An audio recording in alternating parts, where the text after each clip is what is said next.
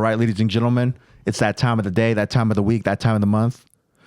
Welcome back for another brand new episode of the Beyond Position podcast with your two most favorite co-hosts in the entire world, galaxy, you name it. My boy Brett, the White Rhino, and myself, Eduardo.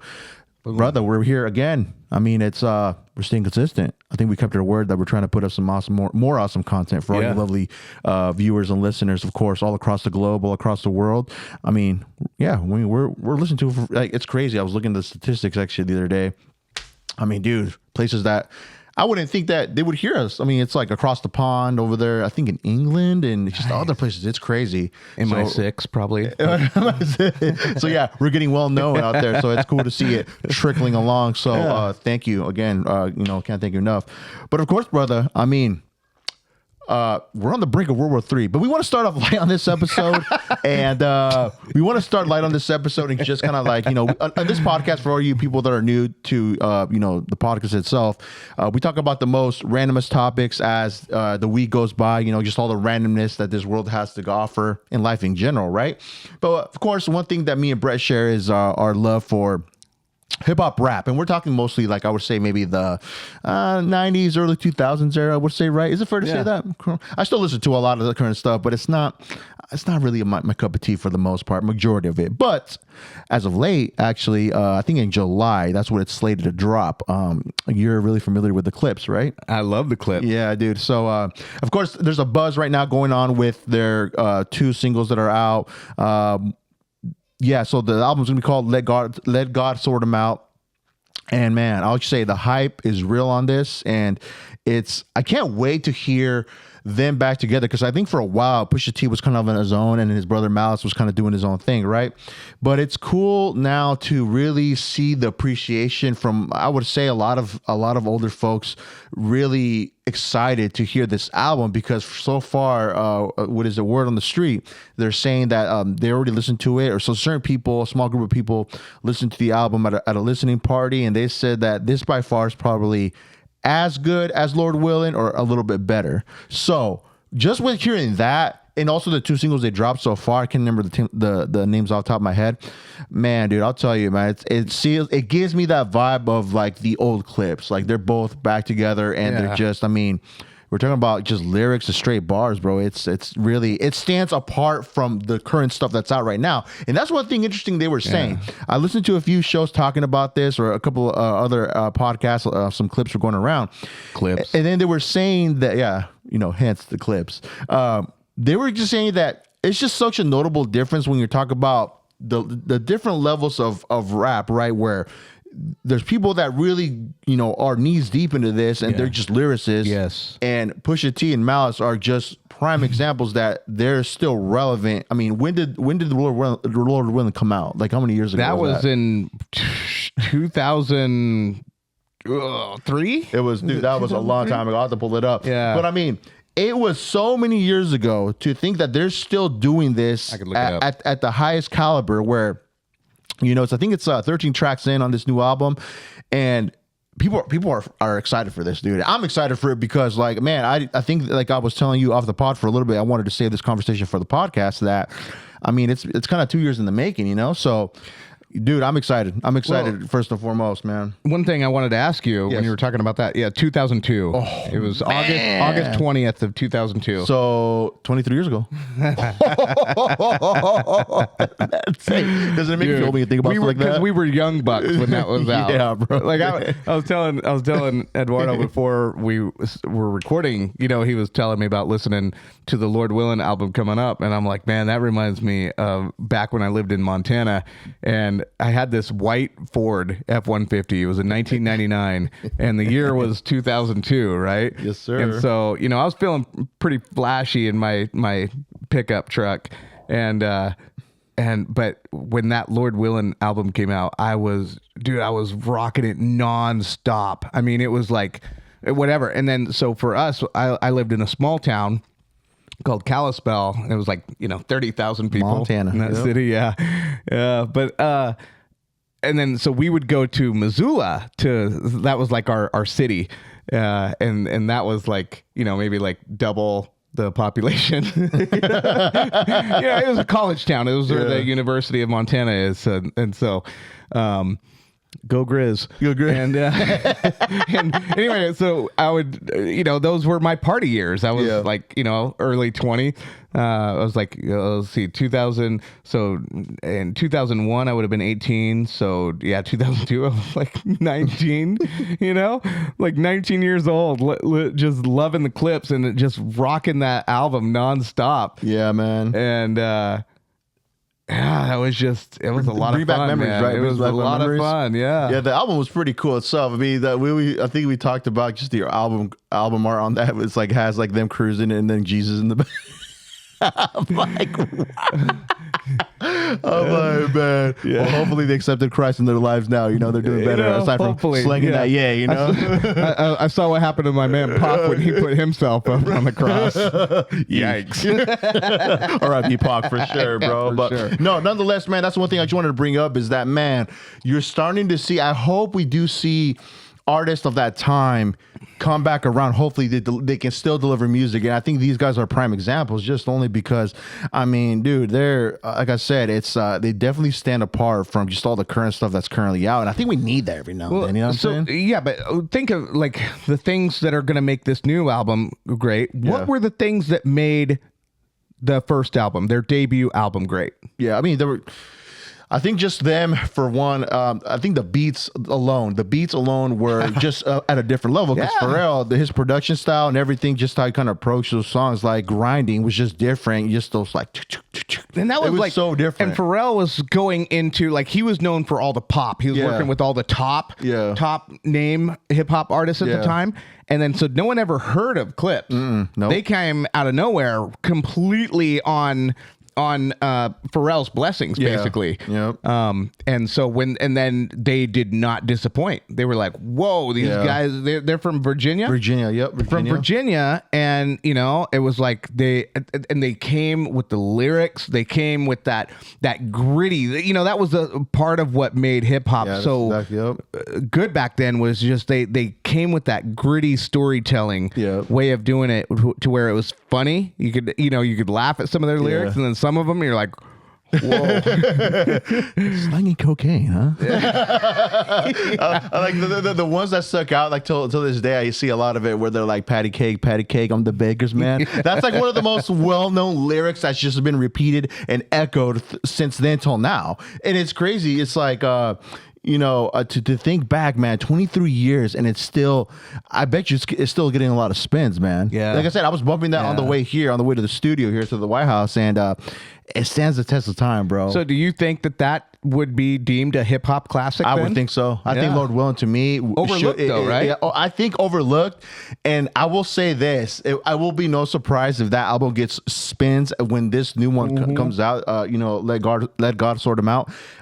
They're gonna go back to reference like Lord willing, just to see the comparison difference. But I think it's gonna be like similarities beat wise. Probably it's gonna be a little bit more evolved because I mean Pharrell from there he just kind of popped off and he just started doing a lot of things with like Snoop and all that. You know, so I mean.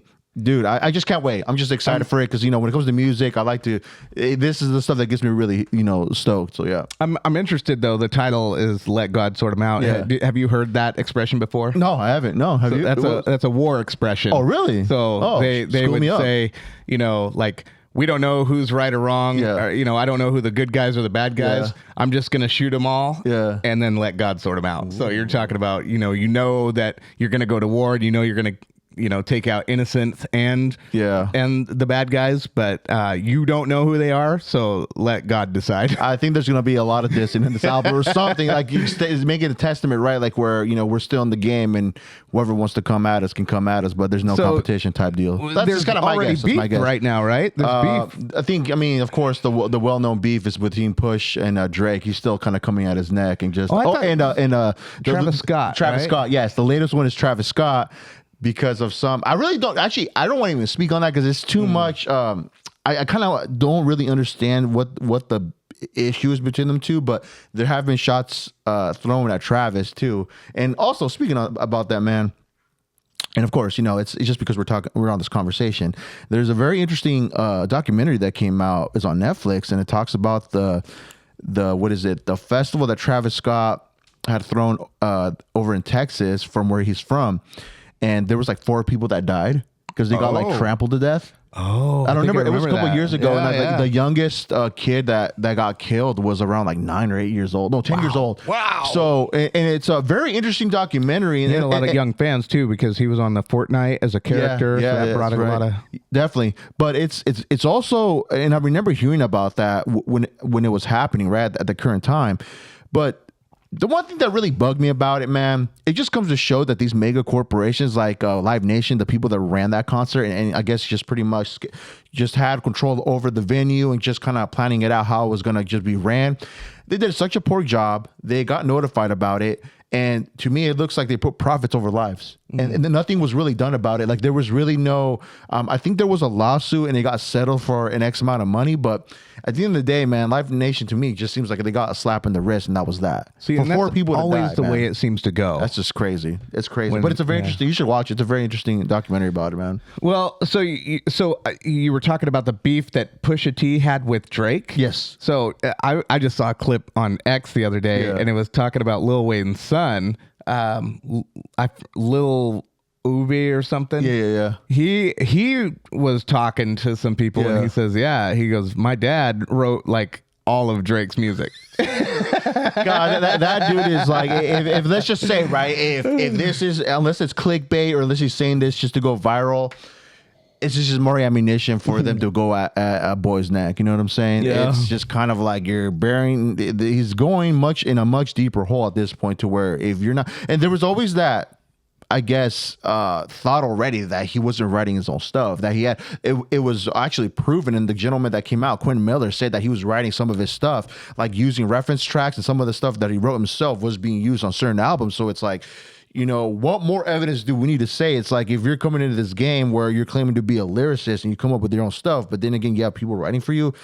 I don't know how that, I don't know how people are going to take it. I mean, but we also kind of, we got to play both ends, right? It's kind of similar to when Dr. Dre had Jay-Z writing for him, right? Like back in the Chronic. Yeah, but everybody knew that Dre wasn't a lyricist. True. Yes, true.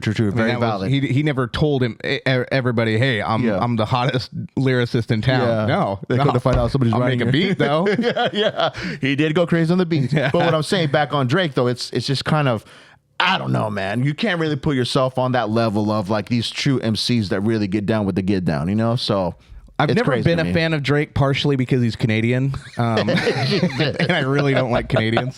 No, just kidding. I'm just trying to start beef here. He's going full swing, and I mean, he's trying to get the algorithm to bite. I got the two biggest beefers right in front of me. I got President Trump, and I got Tupac Shakur, and both of them took bullets. That is true. That is true. That is true. Valid. Both of them faced prison time. Yeah. That's crazy. Yeah. Damn.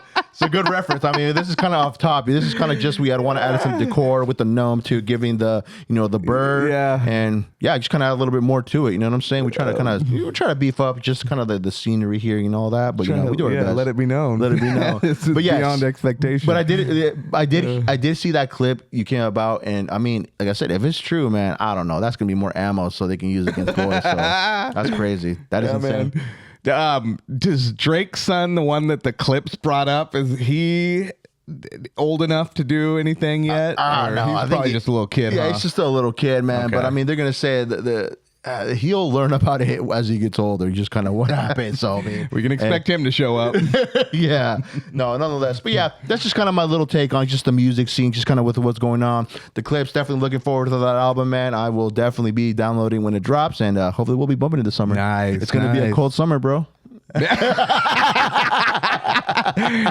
I know the 20s real well. What does it say about windmills? He's like something windmills. So my chains spin like windmills. Plus I know the 20s real well. Oh god, right away it's like I know which song is that, man. Well, he said something about having something in the wheel well, and then he knows the 20s real well.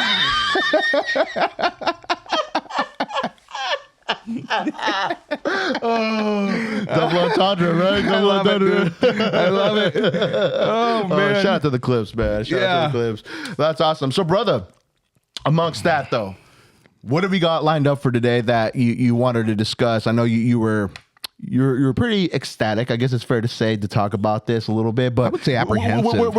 We're tethering with the waters here because I want to talk about this just offhand. This is just kind of funny how stuff works, right? So we're on TikTok. Go follow us on there, Beyond Expectation Pod. If you want to find our links, go to our Instagram, Beyond Expectation Podcast, and you'll have a direct link to Linktree. It'll give you all the links to where we're available, all major streaming platforms, all that jazz. But anyways.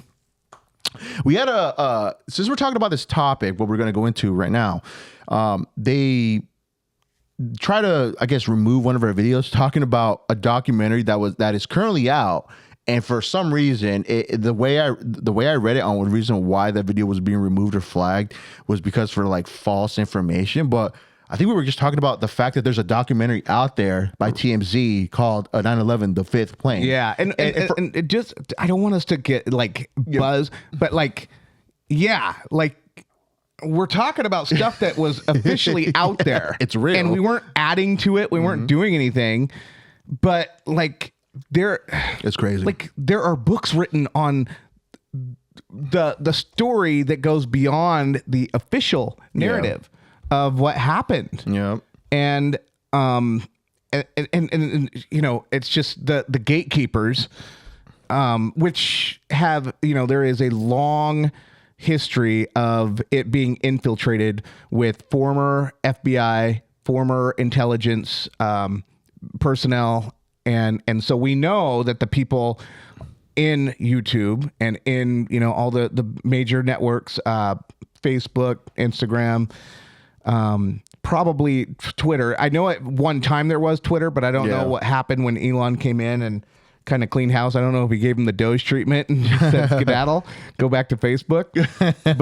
But we know that our intelligence, former and current, are working in tandem with the social media giants. And so when, you know, a lot of the stuff that I research and that I read about and whatever and have an interest to talk about are things that they really, really don't want people talking about. Yeah. And I guess that's part of why I continue to delve into that stuff. It's like, if you tell me not to, I'm going to double down, you know? And, you know, it was just ever since, I guess, you know, the first person that really got me into it was Alex Jones in his early days, before he just kind of turned into more of a sensationalist. Not saying he's not wrong about things. I think that he's got a finger on the pulse. He's got connections. He knows. But I think what happened when he was talking about Sandy Hook, crisis actors, they took him to court and proved that there weren't crisis actors, because what happened was he was accusing Sandy Hook of being a false flag. Yeah. And to get our guns away from us. And it turned out, you know, these parents really lost their kids. And so what happened was Alex Jones followers were calling the parents with death threats. And here they were, they just lost their 7-year-old child. And then now they're facing, you know, Alex Jones' team. Yeah. So with that one, I took a real slide back. Like, if he was that wrong on something, you know, yikes. I want to take everything with a grain of salt. But then, and it's funny because Bill, what was his name? Bill Cooper came out way before Alex Jones. In fact, they did not like each other. Bill Cooper called Alex Jones a liar, and I mean, they hated each other. And so when I read Bill Cooper's book Beyond a Pale Horse, it really opened my eyes on the underbelly of our country and how things are really done. You know, like, we see how things are presented to us on our commercials and on our TV and mainstream media and all that. But when you read a book like that and talking about the connections that go, you know, beyond what you see, and you're able to kind of take a peek into the shadows, it's really alarming. Like, it's really alarming because you then start to look at agendas like the New World Order, and you're like, this is all a script. And everybody, like, I think we're all starting to collectively open our eyes and realize when we look at things, we're looking at things like this war that's going on right now that's emerging, right? With Iran and Israel. Yeah, that's crazy. There are so many comments on social media talking about this feels like a script.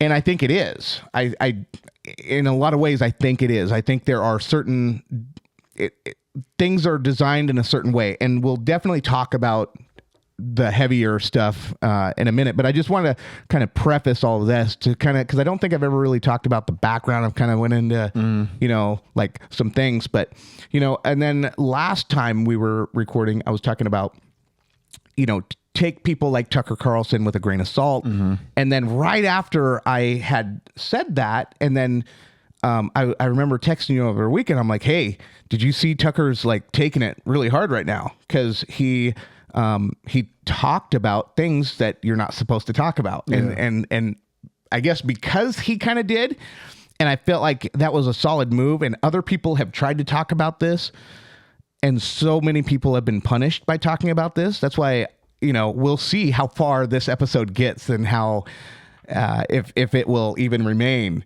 But Tucker Carlson did. And I really I kind of took a step back, like, wow, he, I talk about these people, like what the deep state will do is they'll get these people, they'll get you to like them. Right. And then they'll buy them off somehow. And so and so it's called controlled opposition. And so Alex Jones is one of those people that a lot of people look at and say he's controlled opposition. He'll tell you most of the truth. He'll tell you, but then he'll throw a Sandy Hook out there that really undermines his credibility and then undermines the credibility of anybody that wants to cite Alex Jones as a source. But at the same time, he's the one that will show you videotapes of other big things that have happened. And again, I can't even say it because we are in YouTube's crosshairs right now. But let's just say he has shown before a certain building that went down, but the BBC reporter was saying, hey, this building just went down, but the building was behind her and still up. It didn't go down for another 30 minutes. Interesting. Talk about a script, right? Yeah. So anyway, I guess without further ado, without speaking a little too much about it, Well, intro wise, right? Yeah. And I've got some notes to help get me through this, yeah. but I wanted to ask you Yes. about this kind of stuff because, this is why I love talking with you, because you're like someone who is so, you're not caught up in all this, these dark underwebs and whatever, right? You're just kind of like, hey, I'm just living my own. I'm doing my thing. I'm listening to the clips, and it's a banger album that's going to come out. Right? And I'm like, I want to live a life like that. I want that. But I feel like I've just seen too much. The trees are talking. Bigfoot is real. But anyway, so have you ever heard of AIPAC? AIPAC. No, I have not. Okay. So what is AIPAC? AIPAC is the American Israel Public Affairs Committee, and it is a powerful lobbying group that advocates for pro-Israel policies in the U.S. Okay. It is a well-funded machine that some say wields disproportionate influence over American politics, pushing a one-sided agenda that prioritizes Israel's interest over the broader U.S. foreign policy goals. Critics argue it stifles debate on the Israel-Palestine issue, pressures lawmakers with campaign funding and political muscle, and promotes policies that entangle the U.S. with the Middle East conflicts while sidelining Palestinian perspectives. Its defenders, however, see it as a legitimate advocate for a key ally ensuring strong U.S.-Israel ties. Mm-hmm. So it's an advocate group. And so Tucker Carlson just sat down with Ted Cruz, Senator Ted Cruz out of Texas, and they were sparring together. And I was so glad this interview. I was really surprised that Ted Cruz did it, to be honest. But I was really glad he did it because I left that interview going, well, Ted Cruz did say some good things. Like, I don't hate him as much as I thought I did, but at the same time, he said some things that were really slimy. And one of the things, two things I want to focus on that he said. The first thing he said was, when I came into the Senate, I was going to defend Israel at all costs, something along those lines. And I was like really ajarred because, like, in American, and you know, if you voted MAGA, you voted American first, not Israel, not Canada, not focus on the people here, you know, America, right? Our issues. We have infrastructure issues. We have vets that need help, that are homeless. We have healthcare. We have senior citizens that are just drug issues, crime issues, immigration issues, you name it, right? We have so much going on here. And yet Israel is Ted Cruz's priority. And I was really like, I felt like, what? You know, and I don't want, here's the thing. This is what is scary about this topic, because if you are an American, they are so successful when the detractors, the people that don't want you to speak against Israel, they automatically label you anti-Semitic. They label you terms like Nazi. They label you with all these things. Now, I have, like, there's so many things about Israel that I think are great. Like, they are a great strategic ally in the Middle East. And you want to definitely take care of a country like that in the Middle East. However, their influence is out of control. So the first thing I want you to do is, I had you pull up a website. Yes, sir. This website is called AIPAC Tracker. Track AIPAC. Okay. And I had you pull up our state, and I would recommend anyone pull up your state, and you will see the same stuff. Hit that Washington tab. Anybody in a red, these are all of our senators and our representatives. Anybody in red is who gets money from AIPAC. Anyone in green does not. How many senators do we have in total? Or how many representatives and senators do we have in total there? Okay, so people that are getting money, which is a crazy amount. In total. How many politicians? So, okay, we got 8, 9, 10, 11, 12. We got 12. Okay, we got 2 senators, 10 representatives. Okay, and so out of those 12 faces that you're looking at, how many do you see are getting money from AIPAC? I would say majority of them, except for one. 11 out of 12 are getting money from AIPAC. Okay. The one, and anybody that knows Washington politics knows exactly who I'm talking about, that it is not getting money from AIPAC. It's Pramila Jayapal. Yeah, Jayapal. However you say her name. She's out of Seattle. And she is so pro-Palestine. And that's the thing. I'm not saying I'm like super pro-Palestine, but where I do stand on that is, bro, like, Israel, you just decimated all of their whole, like, everywhere they live. Yeah. You're like, I mean, it is literally a genocide. Yeah, there are literally going a genocide. back and forth right now, bro. I mean, there's clips out there that are just like, holy moly. And I think the very interesting thing from this, though, man, is like, with social media just being what it is right now, it's a lot of information just being shared, you know, Johnny on the spot, where this stuff is taking place and we're getting firsthand and seeing everything transpire before our own eyes right now, which is insane. So, like, could this lead to World War III at this point, where we're watching it, you know, unfold before our own eyes? You know, right, yeah. There's so many moving parts, right, and so the Palestine in Israel will say, well, Hamas, which was a proxy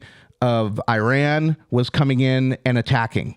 Real quick, then. So the names. How much money are you seeing, bro? It's insane. So just, you know, like, right off top, the most biggest like amounts that are given to two people. Patty Murray is getting a whopping $681,306, and Maria Cantwell is getting a whopping $568,373. Yeah, $568,373. Right? Yeah. Holy moly! Yep. And that's no play money. That's more than $500,000. And I think That's insane. Let's see if I kept the note. I may have not kept it. But So they're definitely buying influence. 100%. And That's now, insane. and this is what gets scary, right? Is there was leaked audio. There was leaked audio, and this came out a couple of months ago. But it wasn't as hot of a topic. Like Israel hadn't yet bombed Iran and yet threatened to bring us into their conflict yet. But if you listen to this audio, it's pretty damn scary now, more than it was 2 months ago when it was released, when it was leaked. This is the AIPAC CEO, Elliot Brandt, how he's bragging about AIPAC, how AIPAC controls Donald Trump's national security officials. Oh, no. Yes. So this is what he says. He says, we may not lobby the executives as we were talking about. There was a discussion earlier about Congress being representatives of the people while the White House has to be responsive to Congress. And so it's working with, at the time, our friends on the Democratic side of the aisle to apply pressure the way they know how to an administration as it will be with this administration. Some of this stuff is just, it's garbly audio. Mm-hmm. When I was talking about the people who will get appointed into some of these jobs, like at the top level, you talk about Marco Rubio, Elise Stefanik, I don't know how you say her name, Michael Waltz. These three people have something in common. They all served in Congress. They all have relationships with key AIPAC leaders from their communities. So the lines of communication are good should there be something questionable or curious that we may need access on the conversation. I mean, dude, why? Okay. You know that one of the first candidates I ever met with as an AIPAC professional in my job when he was a candidate for Congress was a guy named John Ratcliffe. He was challenging a longtime member of Congress in Dallas. I said, this guy looks like he could win the race. And we go talk to him. He had a good understanding of issues, and a couple of weeks ago, he took the oath of the CIA director, as the CIA director, for crying out loud. This is a guy that we've had a chance to speak to. So there are a lot of, I wouldn't call them lifelines, but there are lifelines in there. And he's talking about the White House. He's talking about in the administration. And so you talk about like the control that Israel has as a country, another country, a foreign country has over our country. Like it's leading a lot of people to question, is Israel the one running the show in America? And when you see the entanglements that we've been caught up in, if you look at the history of all the presidents since Kennedy, and we'll talk about Kennedy, John F. Kennedy, John Fitzgerald Kennedy, wanted to register AIPAC as a foreign agent. He wanted to do that. Because when you register as a foreign agent, that means you have to disclose your money, on who you're giving the money to. You have to disclose all of your conversations. What was the context? What was the content of the conversations? What's going on? And it's more, it's looked at a lot more with a lot more scrutiny. Whereas if you're an American lobby, you don't have to go through the scrutiny. So yeah. And interesting. So right off rip, just because you said that, sorry to interrupt. Do you think that leads to maybe why there's maybe there was a different reason why they went about and took him out type deal? Well, I think they found a way to change his mind. Yeah. Yeah. Yes. Okay. Yeah. So there's a link between that. Absolutely, Okay, there is. okay. He knew that. So that was in 1963. In 1968, that there was a U.S. warship in the waters over there by Egypt, and they were getting it was a spy warship. They were getting intel, right? Well, they had heard something that the Israelis, they had heard something from the Egyptians or something. It was the 6-day war that Israel fought with Egypt, and they won. But apparently, America, that ship, the USS Liberty, had heard something that Israel did not want them to hear. So they took Israeli airplanes and they attacked the ship. Dang. And they called it friendly fire, right? And so that when the story finally came out, they had to apologize. I think they had to give money and all that, but they tried to keep it hush hush for a long time. So there's all these things that happen. And then one thing that Tucker Carlson made clear on his interview, I think with Sean Ryan, was that, up to the CIA, like the presidents know, with JFK being the example, you don't go beyond a certain point. There's only a certain point that a president is allowed to go with some of the decisions that they want to make. So there's definitely, when they say the reference that there's definitely somebody pulling the strings, that's kind of what it is. Well, that's the conspiracy. Okay. That is the which we like to talk about here on the Beyond Position podcast, of course. This is all for entertainment purposes. I just want to put that out there. Absolutely. We're having fun with this, guys. Yeah, so this is what we do on our end of the week, where we use this type of stuff to decompress, from our regular 9 to 5. So right. Just FYI. But yes. And so, again, I'll go back to defending Israel, right, as a nation. But Israel started as a nation in 1948 as sort of a reparations of what happened because of what happened in World War II, where 6 million Jews were killed by the Nazi regime. And so the world, the UN, decided, you know what, we need to give them a place. Now, I didn't have enough time to research this as much as I wanted to, but apparently a Rothschild was involved in this decision making and said, this is where I want this nation to be. I want it to be called Israel. So to go into my next point, this is where it's distinct from the biblical Israel. Right. Okay. It is now a secular nation, and it's probably, maybe, I don't know, I'll have to do more research, but could be possibly created by a Rothschild. Interesting. So, this is the first time I heard about this. So. Yeah.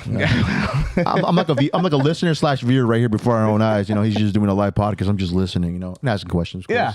But let's first talk about in defense of Israel. Okay. Right. I guess the question is, are we obligated to help them?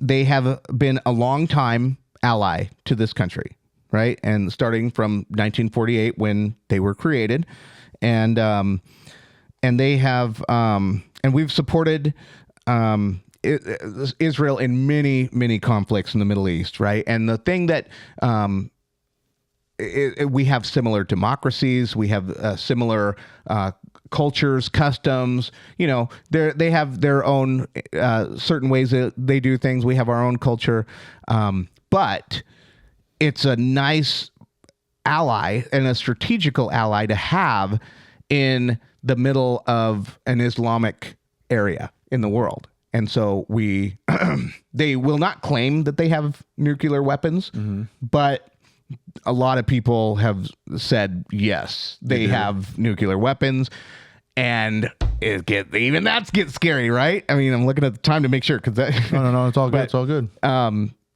Seymour Hersh wrote a book in 1991 called The Samson Option, and that was Israel's playbook that says, okay, if we are ever in an emergency situation, and basically our enemies are attacking us and our allies don't come to our defense like we want them to, then we will push the button on what's called the Samson option, which is supposedly, according to Seymour Hersh, where they will launch nukes on or a lot of the main cities in the world. So like Paris is in there, but in America, it's Washington, D.C., it's L.A., New York, and then in Colorado where a lot of our nukes are. And that was 1991. That could have updated. Oh yeah, Sure, Seattle could have made the map, maybe. We'll still be potting from the bunkers, baby. So the show will continue. And so, does that sound like an ally, right? Like, and at the very least, if somebody has a Samson option, now Israel has not admitted to that at all. They have remained ambiguous about it. They'll say, no, we don't talk about that. They won't even let inspectors come in, nuclear inspectors come in to inspect if they have nukes or not. So they won't even allow that. Yeah. But given that type of intelligence that has come out, like, shouldn't we at the very least maybe have them, because the ties, this pro-Israel action committee, a lobby group, has this disproportionate type, influence over a foreign country. Shouldn't we at least have them register as a foreign actor? Yeah. I mean, you would just to think, be fair, right? Just to be kind of like on an even playing field, Do you know how much we send Israel a year for military aid? If it's the same amount or close to the same amount we were sending Ukraine. This is annually. Oh, man. So just ever since we could go back and just... Yeah. I mean, I'm sure it goes up every year. Number. $3.8 billion a year. Do you know how much Israelis pay for health insurance? Nada. Zero. So I think the thing that gets me kind of riled up is the mere fact is over here, we definitely have people that are barely making ends meet, and we talk about all these issues, and yet we're helping somebody else before our own people. This is kind of how I take this whole thing. That's what I'm saying. And when you look at your state with APAC tracker, that's not just, I mean, if you look at Texas, you look at California, you look at anywhere, New York. Oh, no, but these people are getting 681,000, 568, 203, 106, 240, 147, 10,000. I think Ted Cruz is at 1.2 million. Oh, 1.2 million from those guys. Joke. Right. Such a joke. And so, yeah. So, I mean, and that's the thing about that. So this should get you people mad. I mean, I think we look at the things too, where like if people were to really, I mean, as you're finding this out, like I am in real time when this drops, of course, this is the stuff we should protest about. Well, 100%. And like it's crazy because their influence is so heavy.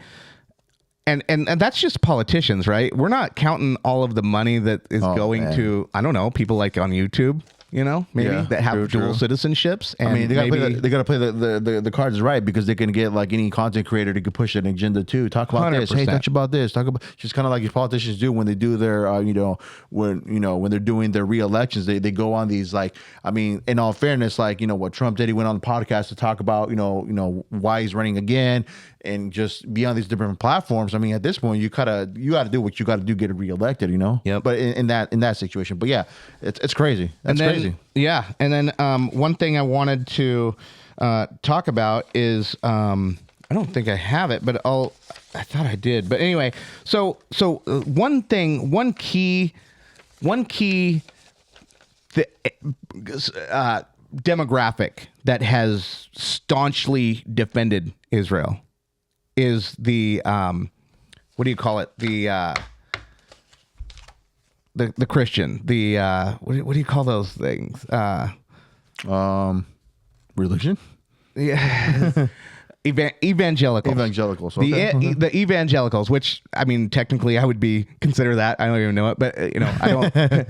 For me, it's just a relationship. Right. But so the evangelicals from the very beginning, because they will tell you the boomer evangelicals, the people especially that were alive during World War II, they saw when Israel became a nation in 1948, they saw that as a fulfillment of a biblical prophecy.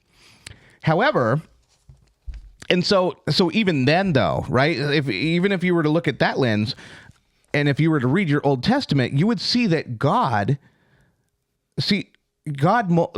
punished Israel. Israel being the descendants of Jacob, by the way. That was the government of Israel back then was it was a relationship with God. Like they were a traveling people that traveled from Egypt to the land of Canaan, Canaan? Can't. Yeah, I think that's the term. Yeah, that's right. Sounds right. My Christian brethren are going to light me up. Leave in the comments. But they had to travel, and so in this time of travel, they were constantly being punished.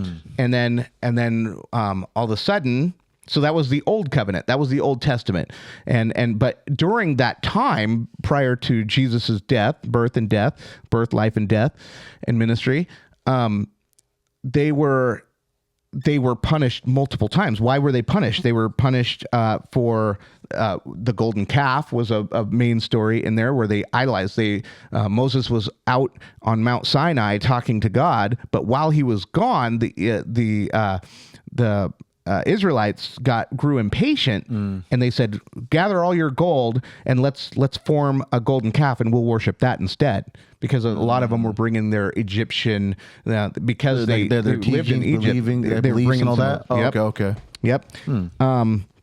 And then so there were lots of oppressions by the Philistines, the Canaanites, the Midianites, the Assyrians' conquest of the northern kingdom, the Babylonian exile of Judah, and other plagues and judgments. And then so they were punished for idolatry, unbelief, rebellion, covenant unfaithfulness. And so, but again, like I said, this new Israel is Israel. It's the name only, but they are not at all the same Israel. In fact, so what happened was when Jesus died, the church became the new covenant. So when you're talking about, like the world's against you, you're talking about the world against the church, basically cutting Christianity off. And so that's what you have to look for. It's like, who are the people trying to cut Christianity off? And now Jews do not believe in Christ. Well, they believe in him as a person, but they did not believe he was the Messiah. So that is the divide. But again, a lot of evangelicals think that they are deceived with thinking that Israel of today is the same Israel of then. As not. The church is the new Israel. Oh, okay. The church. So if you, me, anyone, all around the world, we are all the church, the bride, and the bride of Christ. So anyway, so that is the thing that now a lot of evangelicals are starting to wake up and realize that, like, wow.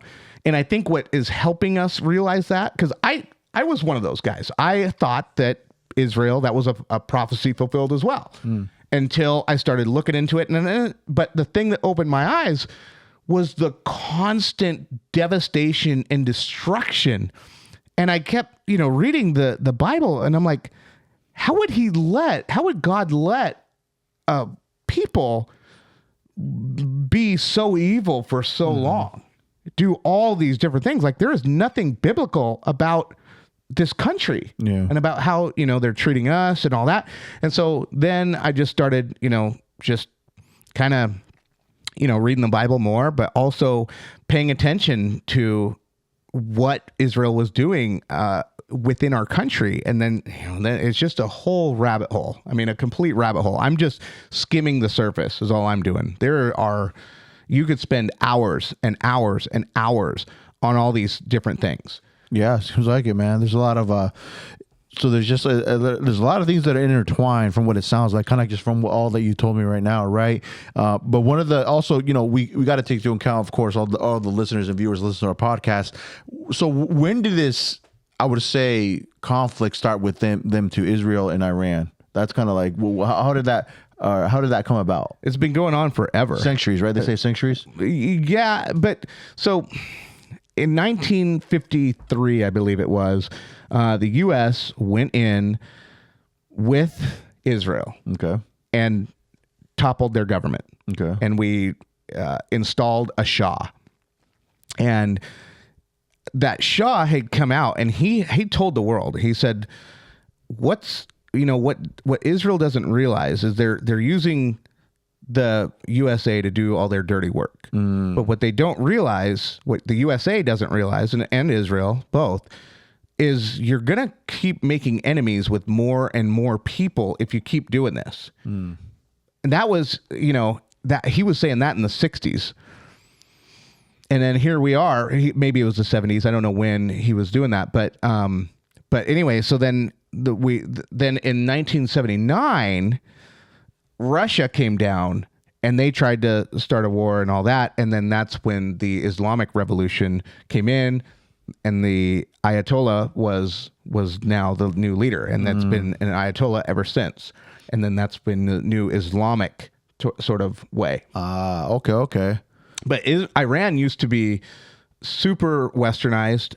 You look at their cars; they were like on par with America. Oh, interesting. You look at they wore Western clothes like us. It was like they were living their best life. Yeah, they were living good. I mean, you could look at pictures in Iran and pictures of Los Angeles, and it would be similar. Really? Yep. How far back was this? 1950s. 1950s. Interesting. I'll have to do my Googles. I'll do some research on that. That's crazy.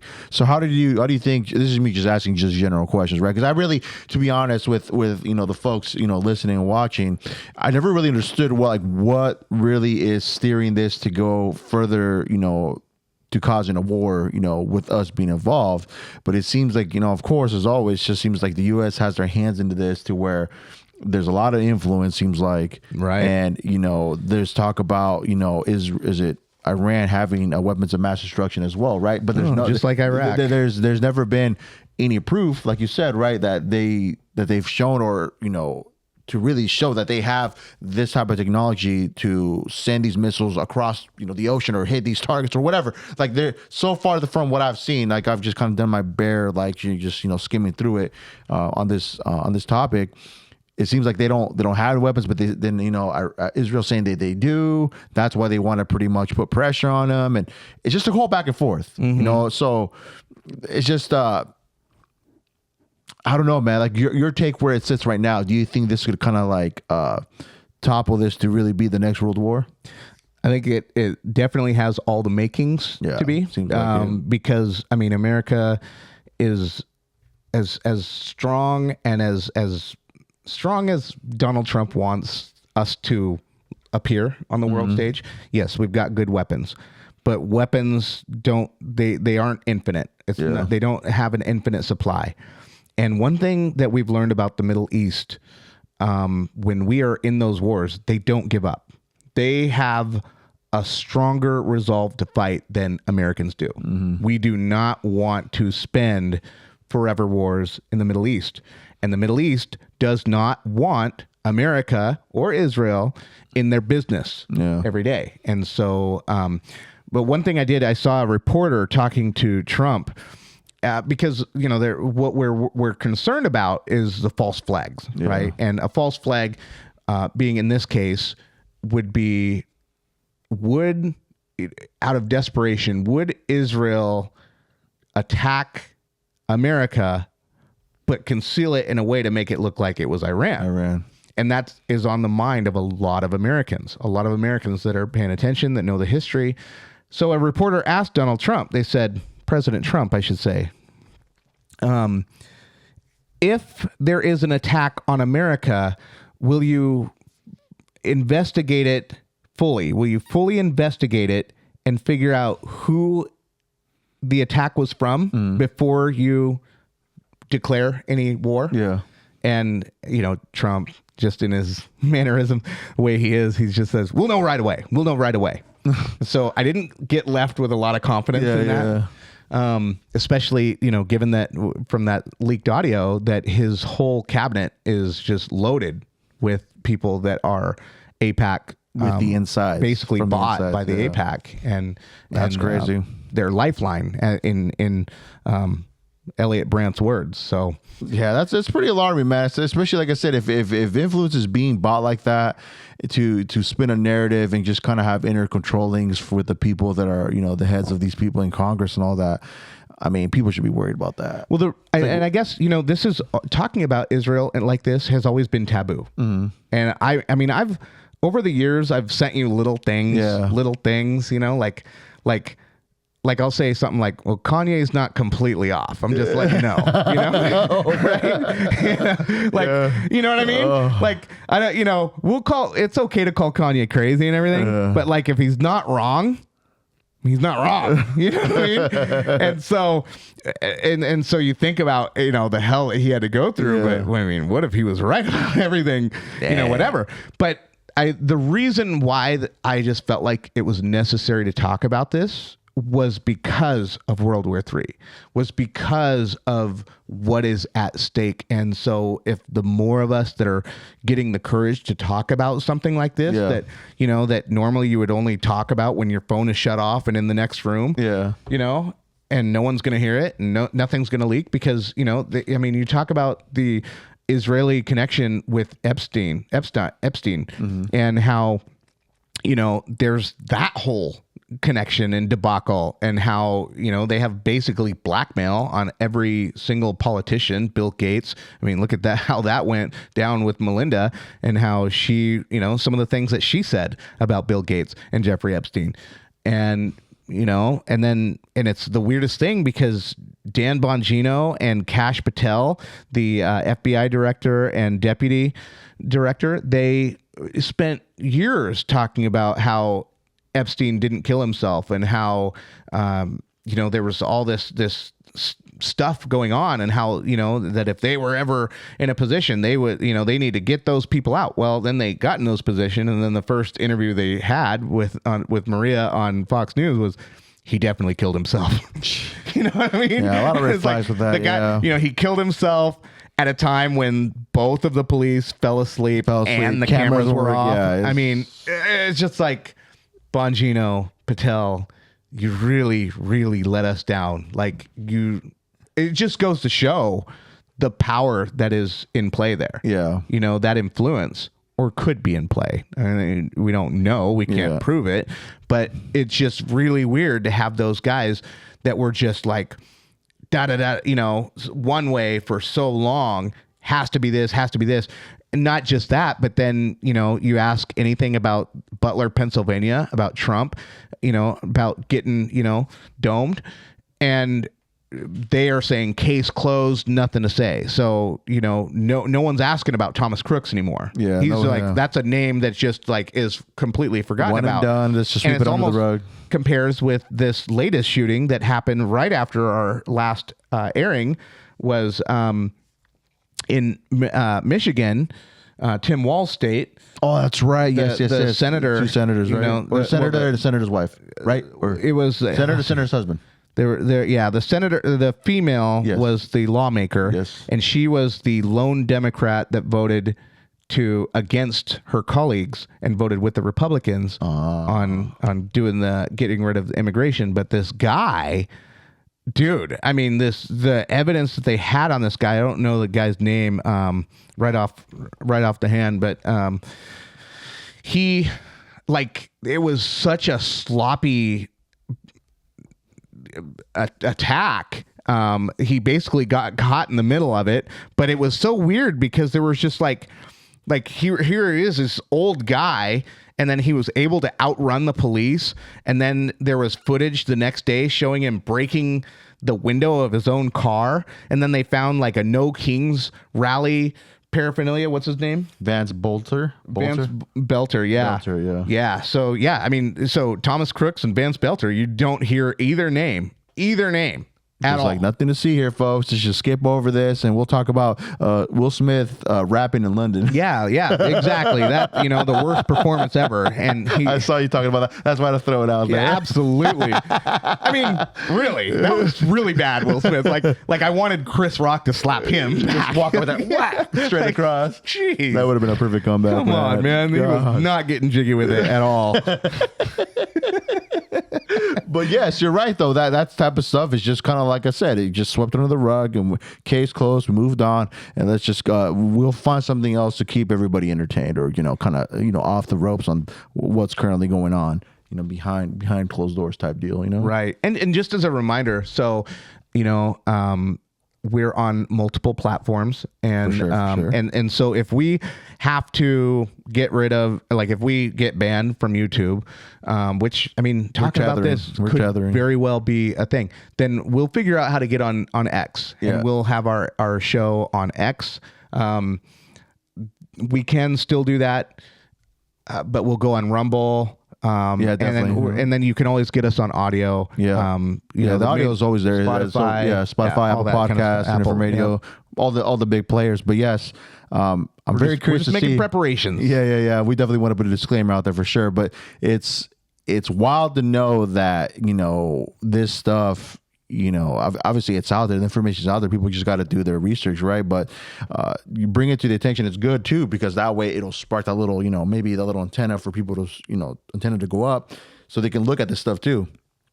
That website you showed me, I mean, that right there, just seeing the numbers, how much money's being spent for each individual that we saw. Was it a 13 out of 14, right? No, 11 out of 12. 11 out of 12. Sorry, I'm way off. But yeah, that's crazy. Yeah, that's crazy. I'm still kind of stuck on that. That's like where I'm like, whoa. The thing is like Israel is not like, all I'm asking for, like, I still want them to be an ally. They're a good ally. And I know that I've spent so much time talking about how, basically they aren't a good ally. But I'll tell you the other side of it. You don't want America up against the entire Middle East that Iran has chanted death to America, death to America, death to Israel ever since 1979 when the Ayatollah took over. So, Saddam hated, it's just so funny because bin Laden supposedly hated America too, but he had like a ton of American pee on his computer. Hard corn. See, he really liked what America had to offer there. You know what I mean? So he didn't hate everything about America. But one of the best things we got to offer, and Saddam, I think Saddam like had something about, he had one of her albums, Madonna's albums, when she was out, Good influence, right? I don't know about the other one, but Madonna, right? But you look at it from, America being predominantly still a Christian nation. I think we have 211 million Christians in this country, which is good. We have 330 million in our country, so we're just like 100 million short. It's all right. We're praying for you. But so by far we have more Christians in this nation than any other nation in the world.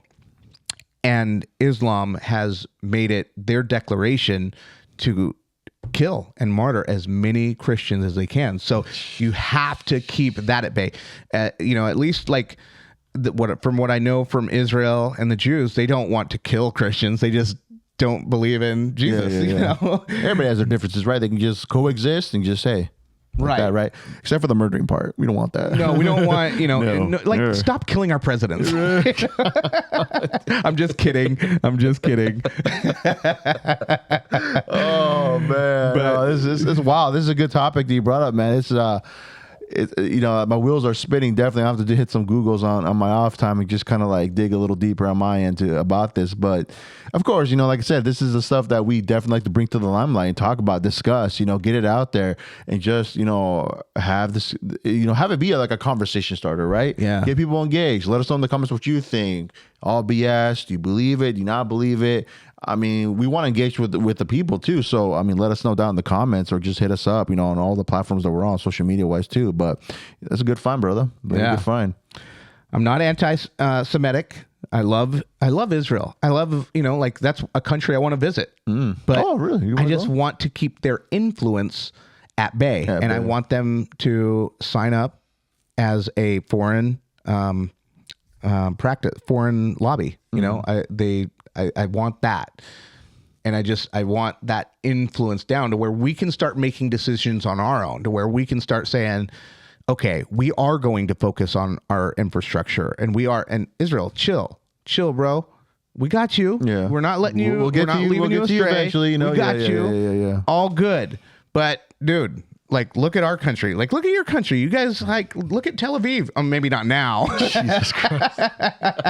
You're on with it. But like last week, look at Tel Aviv. Right? Yeah. I'll help you with your lawn eventually. Let us mow our lawn first, all right? We'll get to you eventually. Right. It's like, come on, man. We'll put America first. That's just kind of what we do. One thing. I don't want to go without saying it. Go for it. No. But this is another scary thing, right? I hate to say it, but so what they were showing, there was lots of like when so what happened was Israel just like launched all like I mean, dude, we're talking took all like 11 of their Iran's key operation lines then, right? Something like that. Yeah, like Something took like them all out, right? Like I think the only one left was Khomeini, you know, the Ayatollah, like the head honcho. Yeah. But like, you know, like got rid of everyone. Even the ex-president Ahmadinejad, Israeli assassins like rolled up to his car and shot him, his wife, and his sons. God. In the car, just like bah, bah, bah, bah. Holy moly! That's Dude, I can't wait stuff. for the Netflix to come out on that. But anyway, but then what was happening? Crazy. It was the weirdest thing, right? Is they were saying the Iron Dome. The Iron Dome. Do you know what the Iron Dome is? It's supposed to be satellite technology that will intercept any missile coming our way. Yep. And then what they do is when a missile comes down, then they have missiles that shoot that missile and blow it up before it hits the cities, right? Well, the video was coming out where it was showing a missile coming out from Tel Aviv. It was shooting up, and then it made a U-turn and shot and then fired on its own city. What the hell? Right? And then right after that, Israel came out with a law that told everyone in Israel no more filming of missiles. Wow. So that was crazy. That was crazy. So what do you think? Just on the conspiratorial side, if this is kind of in the realm of conspiracy, what do you think happened? Well, I'll give you best case scenario and worst case scenario. Best case scenario is they don't want their locations where all these missiles are firing off revealed for the enemy. Okay. Right? They don't want Iran to know where, you know, their targets are basically.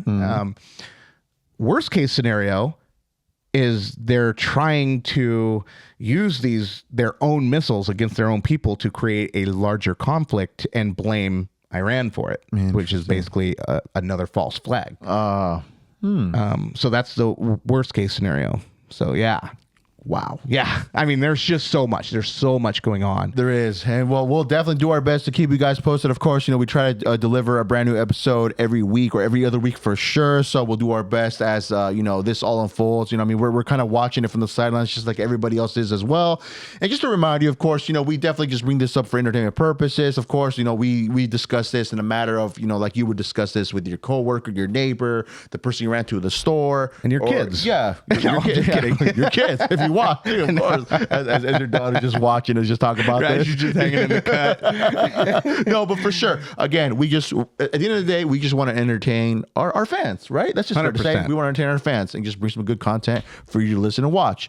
But, brother, I mean, aside from that, I mean, is that how you want to end it? And you got anything else in the chamber? No, I think we pretty much polished that turd. Okay. All right. Fair enough. So we're going to lead on that note and want to remind everybody, of course, definitely hit us up we're on the gram, Beyond Expression Podcast. You know what's crazy? Just to add on that, we're getting a lot of traffic through there. I swear, like every other month, we're getting up there in traffic. So people are coming through, and you know, I feel like they're not showing love though. Go hit up us in the comments, like our stuff, engage with us. We respond back. We'll try to respond back to everybody that just has any questions or tells us, hey, you suck, or hey, you can do better on this, or hey, you guys are doing awesome. Whatever the case may be, it puts us in the algorithm. It'll just help us out. And of course, there's a lot of activity too on TikTok. We're on TikTok as well. So, you know, shout out to the TikTok army on there, all our fans and viewers on there, leaving us comments and reposts and saves, of course. So yeah, it's awesome to see that. But we'll catch you on the next one. Take care. We love you. Stay safe out there. We'll catch you on the next episode. Peace.